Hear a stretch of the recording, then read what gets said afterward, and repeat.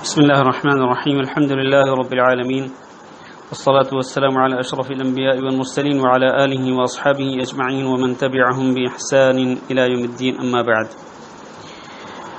میرے معزز و مکرم بھائیوں اور دوستوں اور میری معززات ماؤں بہنوں بیٹیوں اور خواتین اسلام، نواقض اسلام کے نئے سبق کے ساتھ ہم آپ کی خدمت میں حاضر ہیں. اس سے پہلے ہم نواقض اسلام میں سے 5 نواقض اسلام پڑھ چکے ہیں. آج ہم اپنے سبق میں ان نواقض میں سے جو 6واں ناقض ہے اس کے بارے میں قرآن و حدیث کی روشنی میں کچھ بیان کریں گے.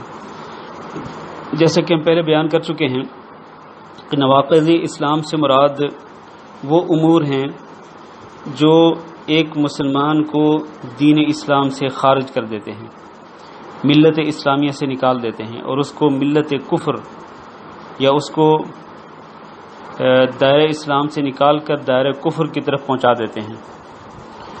ایسے امور ٹوٹل 10 ہیں جو شیخ الاسلام محمد بن عبد الوہاب رحمہ اللہ نے اپنی کتاب کے اندر ذکر کیے ہیں.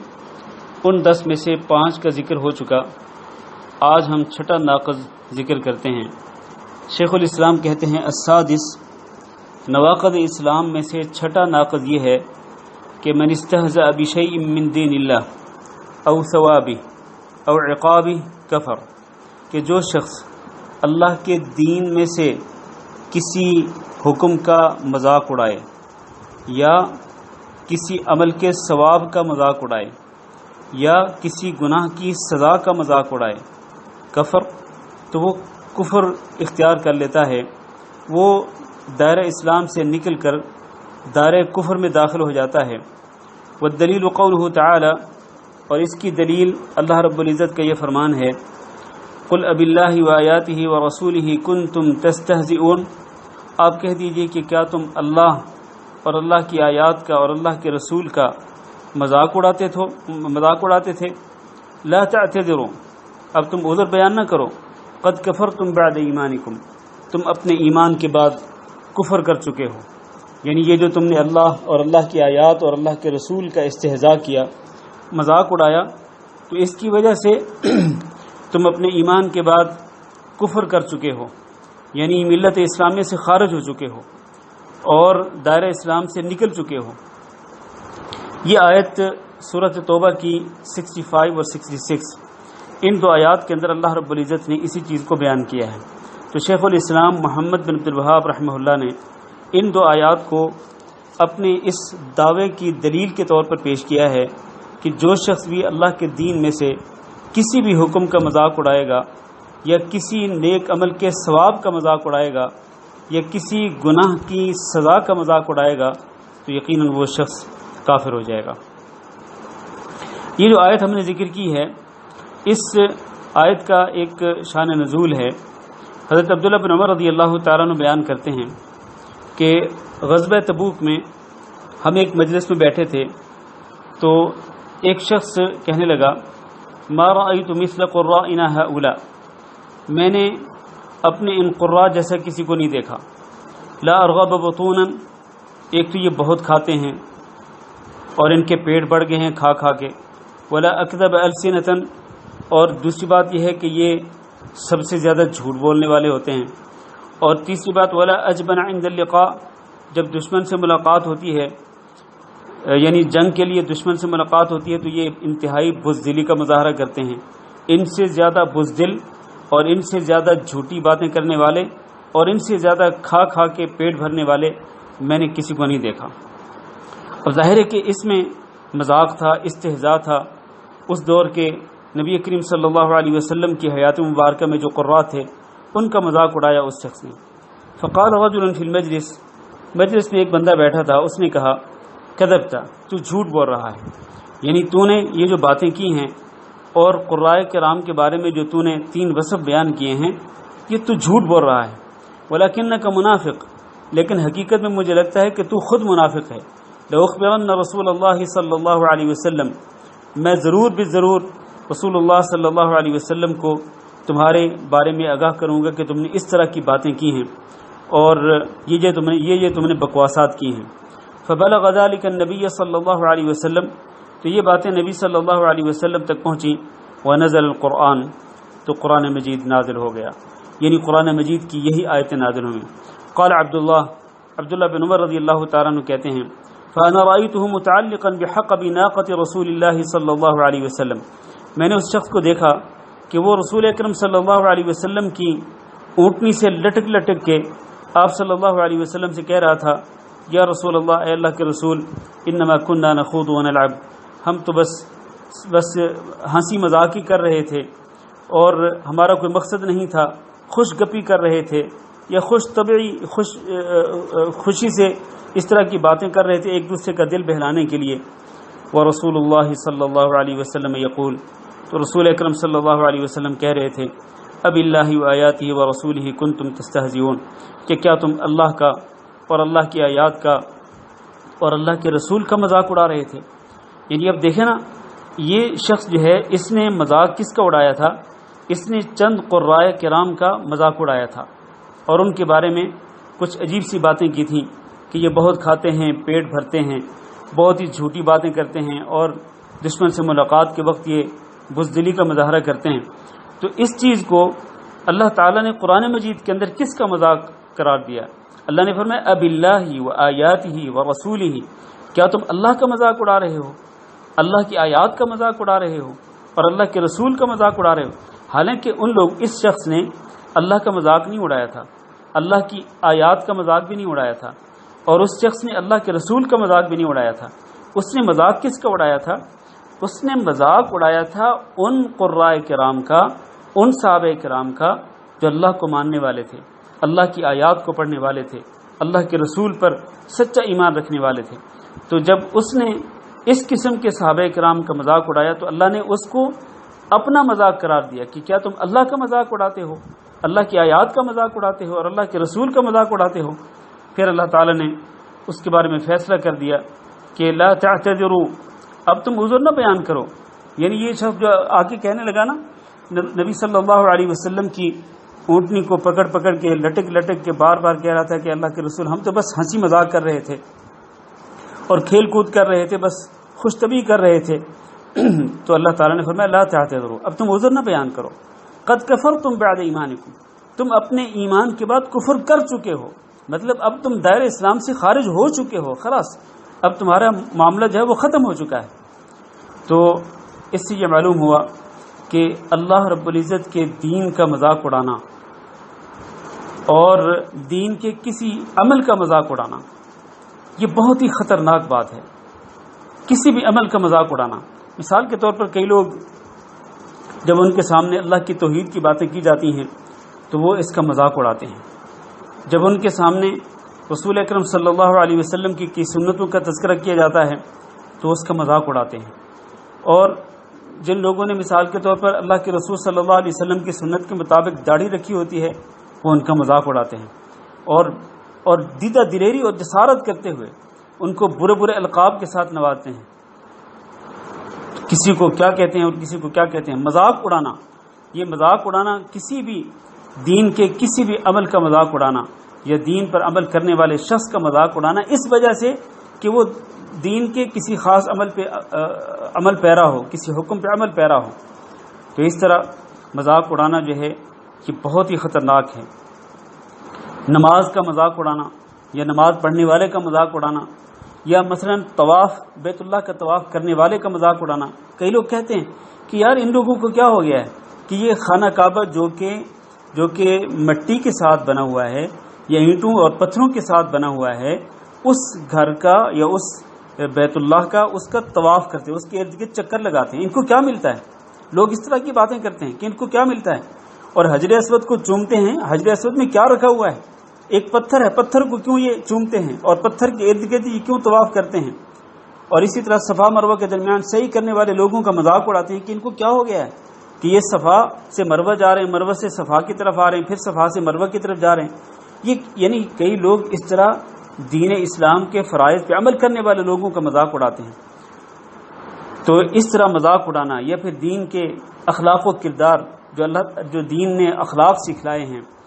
مثلا کوئی بندہ اگر سچ بولے اور کسی کے سامنے وہ بات کرے اور اس کو کہے کہ بھئی تم جھوٹ نہ بولا کرو، سچ بولا کرو، وہ الٹا اس کا مذاق اڑانا شروع کر دے کہ میں جانتا ہوں تجھے تو بڑا سچا آ گیا تم. تو اس طرح سچائی کا مذاق اڑانا، سچ بولنے والے کا مذاق اڑانا، اور اسی طرح جھوٹ سے بچنے والے کا مذاق اڑانا، تو کسی بھی طریقے سے دین کے کسی بھی حکم کا مذاق اڑانا یہ کفر ہے، اور اس کی وجہ سے انسان دائرہ اسلام سے خارج ہو جاتا ہے. اور اسی طرح شیخ الاسلام نے ذکر کیا ہے کہ دین اسلام کے کسی حکم کا مذاق اڑانا یا پھر کسی نیک عمل کے ثواب کا مذاق اڑانا. مثال کے طور پر اگر آج ہم کسی عمل کا ثواب ذکر کرتے ہیں کہ مثلا جو بندہ نماز پڑھتا ہے تو اس کو اتنا ثواب ملتا ہے، جو بندہ فلاں ذکر کرتا ہے تو اس کو اتنا ثواب ملتا ہے، مختلف اذکار کے مختلف فضائل ہیں، مختلف اجر و ثواب ذکر کیا گیا احادیث کے اندر. تو کسی کے سامنے یہ ثواب کی باتیں ذکر کی جائیں کہ فلاں عمل پہ اتنا ثواب ملتا ہے، تو کوئی بندہ کہے یہ کیا ثواب بیان کر رہا ہے، یہ کون سا ثواب ہے، یہ یعنی دنیا کے اندر ہو یا وہ آخرت کے اندر ملنے والا ہو. تو لوگ مذاق اڑاتے ہیں، ثواب کا مذاق اڑانا یا پھر کسی گناہ کی سزا کا مذاق اڑانا. مثال کے طور پر اگر ہم کسی کے سامنے یہ ذکر کریں کہ بھی زانی کی یہ سزا ہے، چوری کرنے والے کی یہ سزا ہے کہ اس کے ہاتھ کاٹ دیے جائیں، اسی طرح شراب پینے والے کی یہ سزا ہے، اسی طرح کسی پہ بہتان باندھنے والے کی یہ سزا ہے. تو یہ مختلف جو گناہ ہیں ان کی سزائیں اللہ تعالیٰ نے قرآن مجید کے اندر ذکر کی ہیں یا نبی صلی اللہ علیہ وسلم نے اپنی احادیث مبارکہ کے اندر ذکر کی ہیں. تو ان سزاؤں میں سے کسی سزا کا مذاق اڑانا اور ان سزاؤں کو برا بھلا کہنا، جس طرح کہ کئی لوگ کہتے ہیں کہ یہ سزائیں جو ہیں یہ وحشیانہ سزائیں ہیں، کہتے ہیں یہ انسانیت کے خلاف ہیں. مثلا جب کسی کو اگر کوئی شادی شدہ زانی ہو، اگر اس کو سزا دی جائے اسلام کے حکم کے مطابق کہ اس کو پتھر مار مار کے ختم کر دیا جائے، تو کہتے ہیں یہ سزا تو وحشیانہ سزا ہے، یہ انسانیت کے خلاف ہے. بھئی آپ انسانیت کو زیادہ جانتے ہیں یا وہ اللہ انسانیت کو زیادہ جانتے ہیں جس نے انسانوں کو پیدا کیا ہے؟ یعنی عجیب بات ہے، ان کو یہاں انسانیت جو ہے وہ ان کی جاگ اٹھتی ہے، جب اللہ رب العزت کے حکم پہ عمل کیا جاتا ہے تو وہاں ان کی انسانیت جاگ اٹھتی ہے، اور جہاں پر یہ لوگ خود غیر انسانی کام کرتے ہیں وہاں ان کی انسانیت کہاں چلی جاتی ہے. میں بات تفصیل سے نہیں کرنا چاہتا، ورنہ آپ کو پتہ ہی ہے کہ جو عقوبت خانے لوگوں نے بنائے ہوئے ہیں، چاہے وہ حکومتوں نے بنائے ہوئے ہیں، چاہے وہ کئی لوگوں نے بنائے ہوئے ہیں، ان عقوبت خانوں میں کس طرح غیر انسانی سلوک کیا جاتا ہے لوگوں کے ساتھ، تو وہاں انسانیت کہاں چلی جاتی ہے.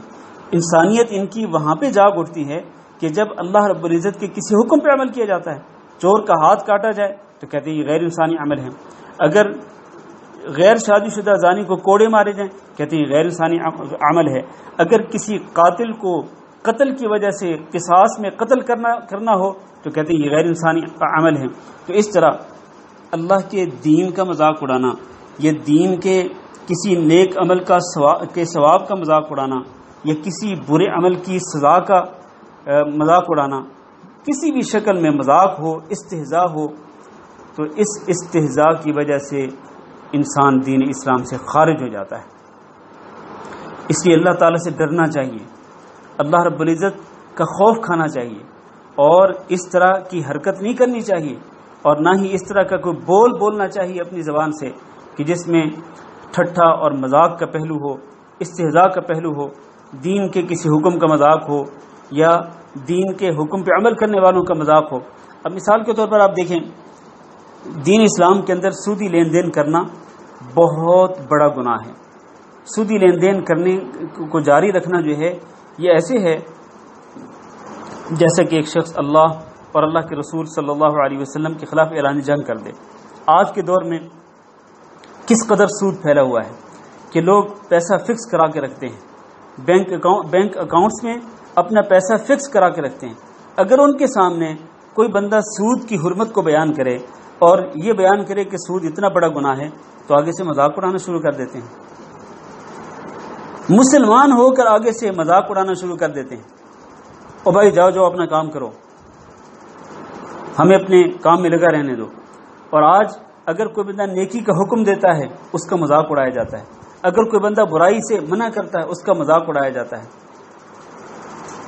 تو کسی بھی طریقے سے اگر مذاق اڑایا جائے دین کی کسی بھی حکم کا تو یقیناً یہ بہت بڑا گناہ ہے، اور اس کی وجہ سے انسان دائرہ اسلام سے خارج ہو جاتا ہے. اب اس کی سنگینی کا اندازہ اس بات سے بھی کریں کہ سورۃ المطففین کے اندر آیت نمبر 29 سے 36 تک آپ ان آیات کو ضرور پڑھیں. میں ان آیات کا ترجمہ ذرا آپ کے سامنے ذکر کرتا ہوں. ان الذین اجرموا كانوا من الذین آمنوا يضحكون. اللہ فرماتے ہیں کہ وہ لوگ جو گناہ گار تھے، مجرم لوگ تھے، مجرم پیشہ لوگ ایمان والوں کا مذاق اڑایا کرتے تھے. یعنی دنیا کے اندر ایمان والوں کا مذاق اڑاتے تھے. اور کیا کرتے تھے؟ وَإِذَا مَرُّوا بِهِمْ يَتَغَامَزُونَ. اور جب ان کے پاس سے گزرتے تھے، یعنی یہ مجرم لوگ یہ جب ایمان والوں کے پاس سے گزرتے تھے، یتغامزون، تو پھر آپس میں آنکھوں کے ساتھ اشارے کیا کرتے تھے، آنکھوں میں اشارے کرتے تھے اور مذاق اڑاتے تھے. وَإِذَا انقلبوا إِلَىٰ أَهْلِهِمْ انقلبوا فَكِهِينَ. اور جب یہ اپنے گھر والوں کی طرف لوٹتے تھے تو پھر دل لگیاں کرتے تھے کہ آج ہم نے فلاں مومن کے ساتھ یہ مذاق کیا ہے، فلاں مومن کا ہم نے اس طرح سے مذاق اڑایا ہے. ان کو جا کے دل لگیاں کرتے تھے، اپنے گھر والوں کے پاس جا کر ان کو سناتے تھے. وَإِذَا رَأَوْهُمْ. اور جب ان کو دیکھتے تھے، قالوا إِنَّ هَؤُلَاءِ لَضَالُّونَ.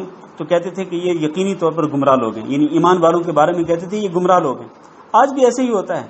آج بھی جناب اگر کوئی بندہ دین کی بات کرتا ہے، دین پہ عمل کرتا ہے، تو اس کے بارے میں کہا جاتا ہے کہ یہ تو رجعت پسند ہیں اور یہ دقیانوس قسم کے لوگ ہیں، اور ان کے بارے میں نہیں معلوم کیا کیا الفاظ بولے جاتے ہیں. کہا جاتا ہے کہ یہ گمراہ ہیں. وما ارسلوا علیہم حافظین. حالانکہ ان کو ان پر نگران بنا کے نہیں بھیجا گیا. یعنی ان کافروں کو، ان مجرموں کو ایمان والوں کا نگران نہیں بنایا گیا. پھر قیامت کے دن کیا ہوگا؟ اللہ فرماتے ہیں فَالْيَوْمَ الَّذِينَ آمَنُوا مِنَ الْكُفَّارِ يَضْحَكُونَ. آج قیامت کے دن ایمان والے کفار کا مذاق اڑائیں گے. عَلَى الْأَرَائِكِ يَنظُرُونَ. اپنے تکیوں کا سہارا لے کے بیٹھے دیکھ رہے ہوں گے اور وہ کہہ رہے ہوں گے هَلْ ثُوِّبَ الْكُفَّارُ مَا كَانُوا يَفْعَلُونَ. کیا اب ان کافروں کو بدلہ دے دیا گیا ہے اس چیز کا جو یہ کرتے تھے؟ یعنی جس طرح یہ ہمارا مذاق اڑاتے تھے دنیا کے اندر، کیا آج ان کو ان کے مذاق کا جواب دے دیا گیا ہے اور اس کا بدلہ دے دیا گیا ہے یا نہیں دیا گیا؟ تو جنت والے جو ہیں وہ جنت میں، ایمان والے جنت کے اندر بیٹھ کر کے اپنے تکیوں کا سہارا لے کر کے بیٹھیں گے اور دیکھیں گے کافروں کو. جب وہ جہنم کی آگ میں جل رہے ہوں گے تو کہیں گے آج ان کافروں کو ان کے کرتوتوں کا بدلہ دے دیا گیا ہے. خلاصہ یہ ہے کہ یہ بہت ہی سنگین گناہ ہے جس کی وجہ سے انسان دائرہ اسلام سے خارج ہو جاتا ہے. آج ہم دیکھتے ہیں کہ ہم شعوری طور پر یا غیر شعوری طور پر بعض اوقات ایسی محفلوں کے اندر بیٹھتے ہیں، ایسی مجلسوں کے اندر بیٹھتے ہیں کہ جہاں پر اللہ رب العزت کی آیات کا مذاق اڑایا جاتا ہے، اللہ کے دین کا مذاق اڑایا جاتا ہے، اور ہم وہاں پر خاموش بیٹھے رہتے ہیں، بلکہ اس مذاق کے اندر ہم شامل ہو جاتے ہیں. یعنی یہ کس قدر دکھ کی بات ہے کہ ہمارے سامنے اسی مجلس کے اندر اللہ کی آیات کا مذاق اڑایا جا رہا ہو اور ہم خاموشی سے بیٹھے رہیں. اللہ کا مذاق اڑایا جا رہا ہو، اللہ کے رسول کا مذاق اڑایا جا رہا ہو، اللہ اور اللہ کے رسول کے احکامات کا مذاق اڑایا جا رہا ہو اور ہم خاموشی سے بیٹھے رہیں.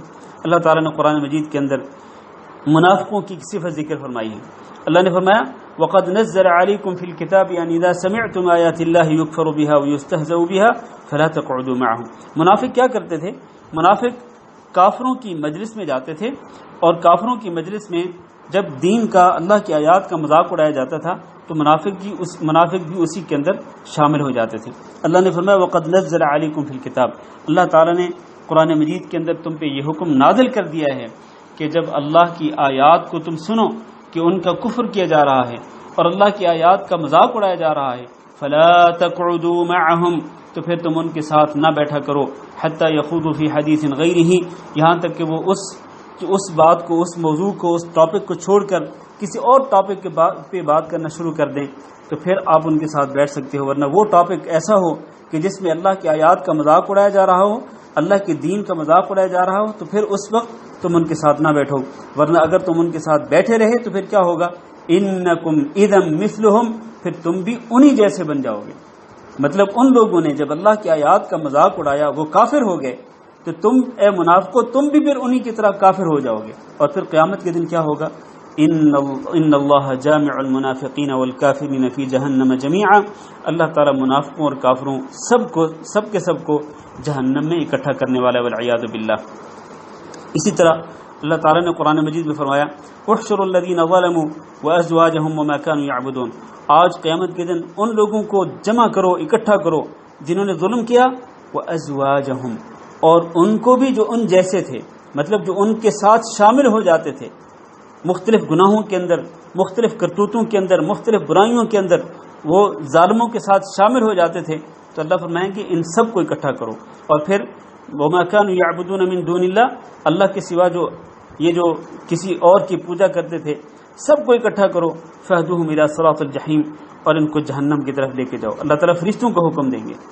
تو ان تمام آیات سے جو بھی میں نے ذکر کی ہیں، یہ معلوم ہوتا ہے کہ خاص طور پر ہمیں اپنی مجلسوں کو چیک کرنا چاہیے، اور ہمیں اپنی سوسائٹی کو چیک کرنا چاہیے، دیکھنا چاہیے کہ ہم کس قسم کی سوسائٹی میں بیٹھتے ہیں، کس قسم کے ساتھیوں کے ساتھ ہم شریک ہوتے ہیں، اور کس قسم کی گفتگو کے اندر ہم شریک ہوتے ہیں۔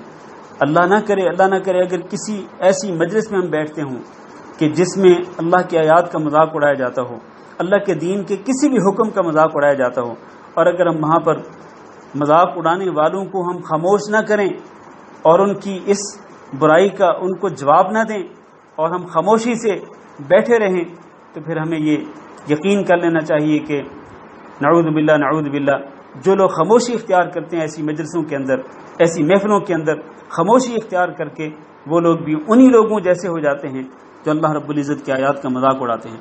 یعنی جس طرح وہ کفر کرتے ہیں تو خاموش رہنے والے بھی کفر کا ارتکاب کرتے ہیں اور دائرہ اسلام سے خارج ہو جاتے ہیں۔ تو اس لیے ہمیں اس معاملے کو بڑی سیریسلی اور بہت ہی سنجیدگی کے ساتھ لینا چاہیے کہ دین کا مذاق اڑانا، یہ دین کے کسی بھی حکم کا مذاق اڑانا، یہ دین کے کسی نیک عمل کے ثواب کا مذاق اڑانا، یہ کسی برے عمل کی سزا کا مذاق اڑانا، سزا چاہے دنیا میں ہو چاہے وہ آخرت میں ہو، جو اللہ تعالیٰ نے قرآن مجید کے اندر ذکر کی یا رسول اکرم صلی اللہ علیہ وسلم نے ذکر کی، ثواب اور سزا ان دونوں میں سے کسی ایک کا اگر مذاق اڑایا جائے تو یقیناً اس کے ساتھ انسان دین اسلام سے خارج ہو جاتا ہے۔